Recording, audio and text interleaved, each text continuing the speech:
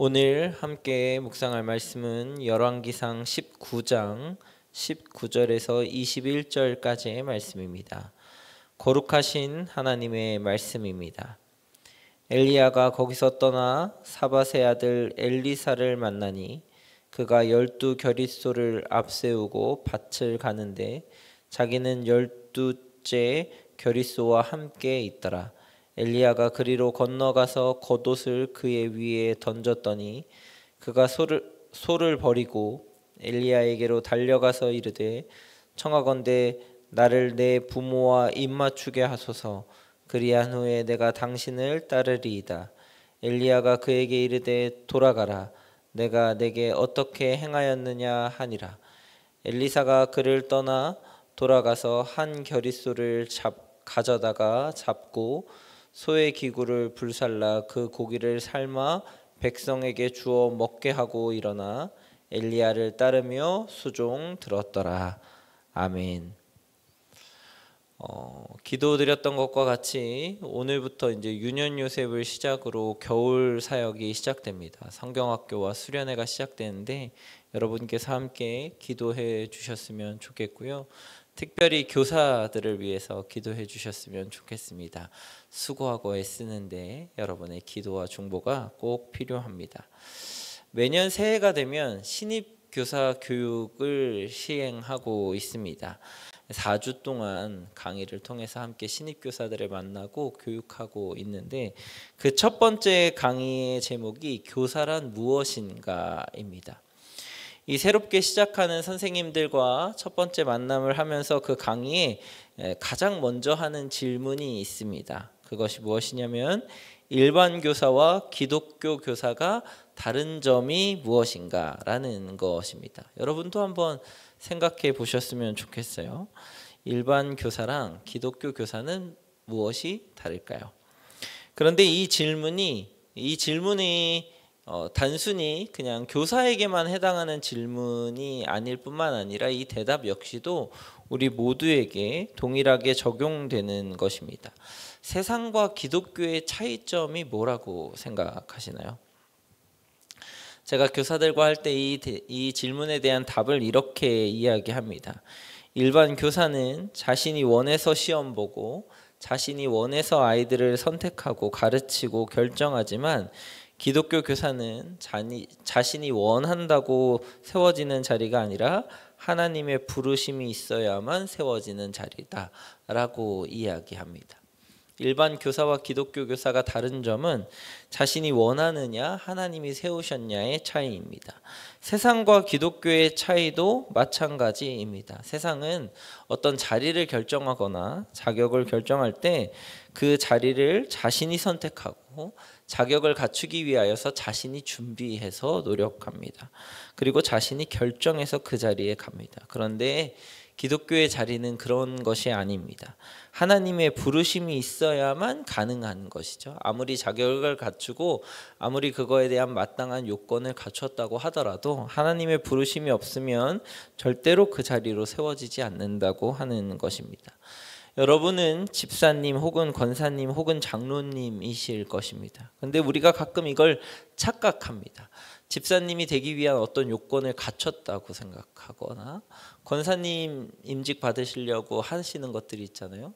장로님 임직 받으시려고 시험 치르시는 것들이 있잖아요. 이걸 다 통과해서 내가 자격을 갖추고 내가 뭔가 그 자리에 합당한 사람이 되어서 임직을 받거나 직분을 받는다고 세워진다고 생각할 때가 있는 것 같습니다.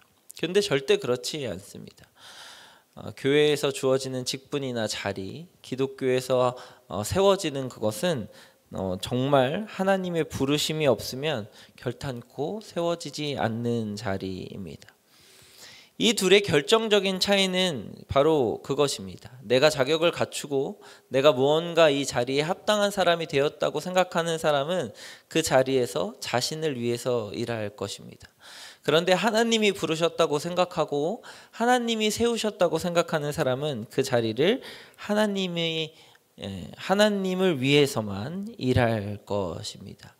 이 두 개의 명확한 차이를 좀 생각하면서 오늘 본문을 같이 읽어 보았으면 좋겠습니다. 오늘 본문의 말씀은 엘리야가 엘리사를 부르는 장면입니다. 첫 번째로 둘이 만나는 장면인데요. 엘리사가 엘리야의 그 부름에 응답하고 반응합니다.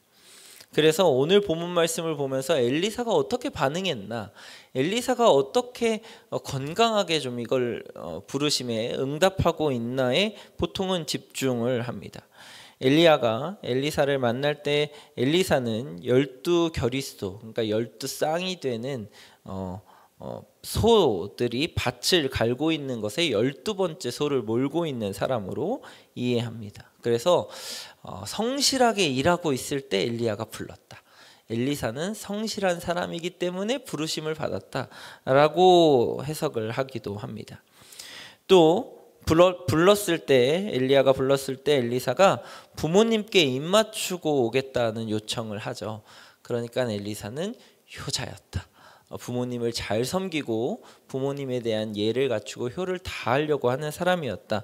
그런 사람을 하나님이 부르신다라고 이야기하기도 합니다.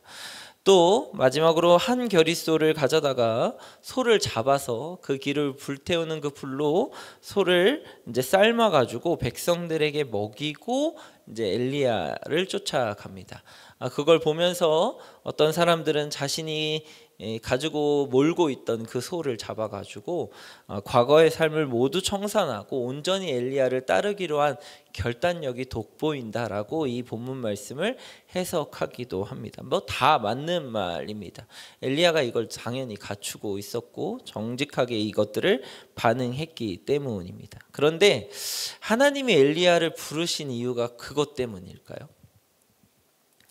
사실 엘리야를 부르셨을 때 엘리야가 그렇게 반응했기 때문이지, 하나님이 엘리야를 부르시기로 결정한 이유는 그 앞전에 있지 않은가 하는 생각을 묵상하면서 해보게 되었습니다. 엘리사를 선지자로 세우시겠다고 하는 말씀은 오늘 그 부르시는 19절 그 이전의 16절 말씀에 엘리야를 통하여서 3명에게 기름을 부으라고 하는 세 번째 사람의 엘리사가 기록되어져 있습니다. 이 16절 말씀에 엘리사를 기름 부으시겠다고 이야기하기 전에 엘리야의 상태를 우리가 좀 살펴볼 수 있는데요. 본문 말씀 그 이전에 이제 엊그저께 말씀을 묵상하면서 여러분 보셨을 것입니다. 엘리야가 바알 선지자들과 정말 대단한 싸움을 싸워냈습니다. 그런 하나님의 영광을 보고 하나님을 대적하는 사람들을 몰살시킬 만큼의 어떤 대단한 업적을 치르고 났을 때 사람의 그 감정과 상태는 어떨까요? 그리고 몇 년 동안 비가 내리지 않는 상태에서 엘리야의 기도를 통하여서 비가 내리기 시작했습니다. 당연히 이런 영광스러운 하나님의 영광과 능력과 그리고 권능을 봤으면 뭔가 대단한 자신감과 대단한 소명과 그리고 뭔가 엄청난 일을 해냈다는 그런 자부심이 있었을 만한데, 엘리야는 그렇지 않고 오히려 더 깊은 굴로 빠져 들어갑니다. 그런 대단한 일을 치렀음에도 불구하고 여전히 이세벨이 엘리야를 죽이려고 사람을 풀었기 때문이고 쫓겨다니는 신세가 되었기 때문입니다. 엘리야는 혼자 호렙산에서 40주야를 외로운 싸움을 시작했고, 하나님이 먹이시고 입히시지 않으면 견딜 수 없는, 하루도 버틸 수 없는 그런 삶을 계속해 나갑니다. 그런 40일을 지나고 난 후에 엘리야가 가졌던 생각은 14절에 잘 나와 있습니다. 오직 나만 남았거늘. 하나님을 온전히 따르고 믿는 사람이 나만 남았다고 생각하게 된 것입니다. 혼자밖에 남지 않았다. 나 홀로 있다. 나는 외롭고 정말 견디기 어렵다. 하나님을 믿는 사람이, 하나님을 따르는 사람이 어찌 나밖에 없는가, 이런 생각을 하게 되었다고 하는 것이죠. 그렇게 혼자 남겨지고 홀로 남겨졌다고 생각하는 그 엘리야에게 하나님이 응답하시는 것이 이제 15절 말씀인데, 그 중에 하나가 엘리사가 너의 뒤를 이을 것이다. 7,000명의 하나님을 온전히 따르는 사람이 남겨져 있다 라는 말씀을 해 주시는 것입니다. 그러니까 엘리사를 부르시는 가장 첫 번째 이유는 무엇이냐면, 홀로 남겨지고 외롭게 싸움을 싸우고 있다고 생각하는 엘리야에게 너는 혼자가 아니야 라는 말을 해주고 싶어서 엘리사를 부르고 계신 것입니다. 하나님께서 여러분을 여러분의 자리에, 여러분의 직분에, 그리고 여러분이 지금 맡으신 리더의 자리에 세우신 이유가 엘리사와 같지는 않을까 한번 생각해보고 묵상해 보았습니다.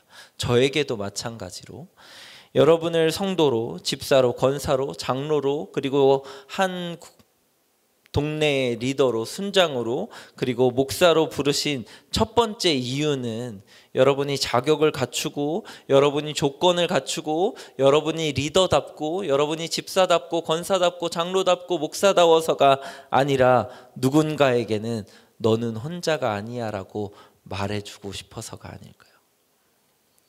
여러분을 여러분의 지금의 자리로 세우신 이유는 나는 혼자 예수님을 믿고 있어, 나는 혼자 외롭게 홀로 싸움을 싸우고 있어 라고 생각하는 누군가에게 너는 혼자가 아니야, 나도 예수님을 믿고 있어, 너는 혼자가 아니야, 함께 걸어갈 우리의 싸움이 있어, 너는 혼자가 아니야, 하나님은 나를 부르시고 세우셔서 너에게 힘과 격려와 위로가 되길 원하셔서 라는 이 한마디를 하고 싶으셔서 지금 여러분의 자리에 여러분을 세우신 것입니다. 사랑하는 말씀상 공동체 성락성결교회 성도 여러분, 오늘 여러분을 세우신 목적대로 누군가에게는 너는 혼자가 아니라는 메시지를 전달하는 여러분 되시기를 주님의 이름으로 축복합니다. 또한 여러분에게도 동일하게 말씀드리고 싶습니다. 여러분은 혼자가 아닙니다. 때로는 나 혼자 예수 믿는 것 같고, 때로는 나 혼자 이 고되고 어려운 싸움을 싸워 나가고 있는 것 같고, 때로는 나밖에 없다고 생각되어지는 그 순간에도 여러분을 위해서 한 사람을 세우시고 부르고 계시는 하나님이 계시다는 것을 기억하시고 여러분도 외롭지 않게 사역하실 수 있었으면 좋겠고, 또 여러분을 통하여서 누군가에게 하나님의 메시지가 너는 혼자가 아니다라는 이 엘리사의 부름을 통해서 전달하는 이 메시지가 여러분을 통해서도 동일하게 선포되어지는 오늘 하루가 되시기를 주님의 이름으로 축복합니다. 기도하시겠습니다. 자격 없는 나를 불러주시고 세워주신 하나님 아버지 감사합니다. 그러나 때로는 이 자리가, 그리고 이 직분이 자격을 갖추고 조건을 충족하였다고 생각할 때가 많았던 저의 교만함을 용서하여 주시옵소서.